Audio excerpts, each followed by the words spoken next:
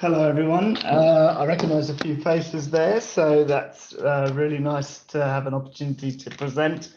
And that was a really fascinating talk from Ipswich. I really was interested in that, so I'll probably have lots of questions with that myself, actually, after that. So I think I'll just give you a quick talk about Sparta. So Sparta is the specialist palliative care rural telehealth service. And what we'll do is we'll talk a little bit about what the service is and how PCOC assessments have assisted in the virtual approach and assisted us in coordinating care from a community setting to other settings, and also to look at considerations for the future of the service. Now, the Department of Health in Queensland recognised that there was a gap in providing palliative care to regional and rural areas of Queensland, and that led to the Care in the Right Setting funding initiative, which was non-recurrent funding from 2019 to 2021. This led to the development of a three-prong approach at providing palliative care. One being that of PAL Consult, which is a 24-hour support line for clinicians, nurses and allied health, together with a comprehensive education program. The second prong was that of the Mass Palliative Care Equipment Program, which I'm glad to report has now got recurrent funding. And this allows for equipment to be delivered for patients with a prognosis of less than 6 months with specialist palliative care endorsement. And then the third prong is our palliative care rural telehealth service. This service provides direct care in conjunction with the GP or specialists to provide support in complex palliative care needs in regional and rural areas. There are 4 hubs, as you can see by the map, and for the Sunshine Coast, we support areas of Wide Bay, Central Queensland and Central West. The consultation process can take place in virtually any situation.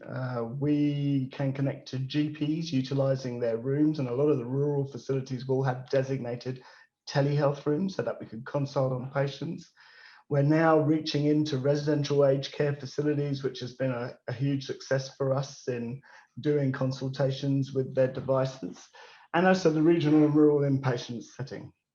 Consultations can take place at the patient's home if a community nursing service is available, and that can be either specialist or generalist. And we connect to any device as illustrated.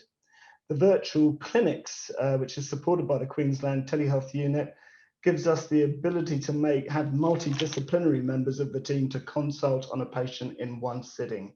And this has been of incredible value as well in family meetings and family conferences. In terms of the consultation, before the telehealth consultation, and with the permission with our lovely PCOC people, we've been able to devise a form that is sent to our spoke sites who will do the assessments for us. And what they will look at is a SAS score, an AKPS and a RUG. We would do a little bit of education regarding that. And equally, we would make the assessment on the severity scores and the phase at the end of the consultation. This really helps us triage the consultation because we get lots of consults through and we can really narrow it down to the nitty-gritty of what needs to be addressed for the patient. So I thought I'd quickly talk about a case that we had, which is a lovely 63-year-old lady who was referred for symptom management and family distress. And this lady was a correctional facilities custodian, and she had some very, very colourful stories about inmates that she looked after. And she unfortunately was diagnosed with non-small cell lung cancer. Symptoms had started in July, in which CT scan and biopsy confirmed the diagnosis, and she was commenced on immunotherapy in September.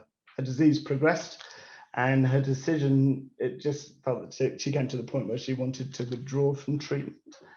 She was given a guarded prognosis by the oncologist in probably a little bit of an unsavory environment, and it was taken and received quite poorly. So there was a lot of distress with the family and with the patient. She was going to have a review by the radiation team. And the one thing that was really interesting about this lady was that she derived a lot of solace with her little dog called Rosie, and Rosie went wherever she went. So it was actually quite fortunate that she could do that telehealth with the dog nearby. So that was actually quite useful. We'd used the PCOC scores, as you can see, and that really helped us identify the issues. And there were quite a number that needed to be addressed in that first consult, that of pain and cough and breathlessness, partially controlled nausea and fatigue. We've noticed that the Targin was not really working for her pain management, and the endone therapy that she'd been using wasn't effective. And we managed to do some assessments from the other end with the palliative care nurse. So they'd done all their assessments with the SAS and with the RUG and AKPS. But we could also look at the neck where there was significant swelling. We could easily perform a Pemberton's sign just to look for outlet obstruction and redness and suffusion of the face. And also we could check our O2 sats, which was satisfactory at that stage. So we made the decision. This lady had metastatic non-small cell lung cancer and had a threatened metastatic lesion. Her PCOC at the time was at 2,460. Now, in that situation, she would have rushed into hospital. And what we were able to do was to make some changes to her medications, look at her symptoms, consider whether she needed dexamethasone.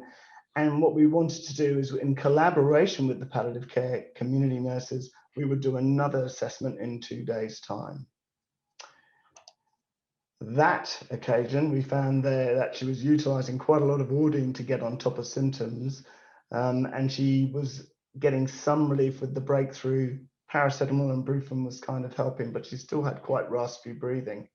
But she'd certainly settled with some of the scores, and her nausea had improved. So we made a decision. She wasn't really keen on going into hospital. She still wanted to stay at home. So we made a swap to fentanyl patches and had a low threshold to give her dexamethasone over the weekend. The palliative CNs would review on the Monday to make sure that things were okay with medications, and we would liaise with radiation oncology to prime an earlier review if possible. We notified the GP and we notified our colleagues in PAL Consult, which was very useful for them to have access to our notes on IMR. On the Monday, we contacted the radiation oncologist, and it was quite clear that things were deteriorating, and there was a significant mass that was causing quite a lot of distress for our lady. That prompted an urgent admission, which was actually quite condensed because everything had been done. We'd all worked up the patient, got the patient into the hospital, started the planning, and got things going with her treatment. And the radiation oncologist was really quite complimentary of us being so responsive in bringing the patient in to get the defined care that she needed. She had radiotherapy and had actually a very good response to treatment. And as after 2 weeks, her SAS scores had significantly improved. The dexamethasone was causing a bit of anxiety, which we reduced those medications. But the fascinating thing was that she was just so grateful for us being out in the community to steer her care and to work alongside her GP and to work with the radiation oncology team. So we felt like we were a little bridge for helping coordinating that care. She felt like she had that brush with end of life, and now that really opened up this dialogue about the ability to talk about her death and dying, which was something that she was petrified talking about before. She felt comfortable about completing her advanced care planning, and we actually shared a document online and started typing out some items of the advanced care planning document, her advanced self-directive, to make sure that she can have her choices documented. And we updated the ACP tracker immediately. She continued to deteriorate and needed some oxygen via the mass system, which we were grateful for their input. And again, it was just amazing. She was so grateful for being at home for all that time and that responsiveness of us being able to support. She agreed, she was really concerned about her husband, and that refined her end of life care, because originally she wanted to be at home and now she really wanted to be in a hospital environment. So she agreed to be admitted into Maryborough Hospital at the end of March, in which we actually continued our surveillance remotely through the MDT meters with community. And we highlighted there were concerns for the husband, and also there were concerns for the family, which steered the social worker in the right direction in terms of support. Obviously there were challenges of the COVID restriction, and that did cause quite a few concerns for her family, but she had a peaceful death. So in terms of like the innovations that we used in Sparta, we really were focused on the idea of this collaboration with a number of entities in the journey of the patient. And it was also about having that timely information to various teams. So all our correspondence would be faxed to the GP, and our entries were then put into IMR, that Consult, our sister team that does the non-society hours and the after hours. They could have access to those notes and see what's happening with the patient and know what I've done in terms of interventions. For our PCOC data, we devised auto text that could be put into the progress note, and we made it that the administrative officers would create that note in IMR. So when it came to putting data into PAL Center, that meant you could easily filter and put all the PCOC scores pretty easily in. So it was a pretty painless task. So telehealth facilitated palliative care models can improve access to address the challenges faced by rural and regional communities. It also allows us to monitor patients and respond swiftly to allow improved patient outcomes. There is evidence that families have a positive impact with telehealth interactions to manage their grief. And I think as well as that, it was the education that I kind of provided. It was the ability for the nurses to observe my communication skill set, and also to look at the approach to a palliative care patient, particularly about advanced care planning. So where do we go from here? Well, I recognize that PCOC is a very vital tool for us, and it's something that I'm very keen to continue utilizing with Sparta. I'm very keen to get our RACF staff to be educated in utilizing PCOC. So next week I'm actually heading to Wide Bay to help the RACFs learn the process. The other innovation that we're looking at and working with the Queensland Telehealth Unit is utilizing Microsoft Forms, in which will send a text to the patient or the patient's carer, and they fill in the SAS score in terms of their distress. At the end of that, they click onto a link which goes straight into our virtual wait room where our AOs can meet them.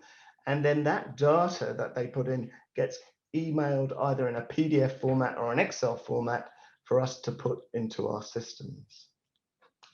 We're also exploring avenues whether the Excel data can be imported to PAL Center, but that's a work in progress.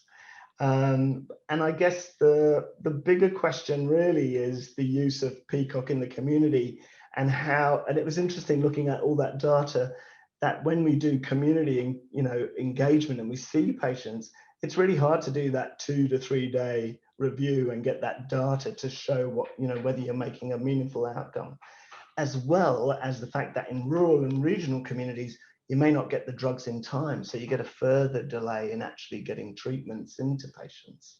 So the things that I'm very keen at looking at is in the digital space of trying to have systems that can communicate with all modalities of healthcare that are out there, be it nurse navigators, non-government organizations, so that that data can be shared. And maybe we need to be looking for a fit for purpose digital platform for the community setting to improve our data reporting. And that ends my talk. Many thanks.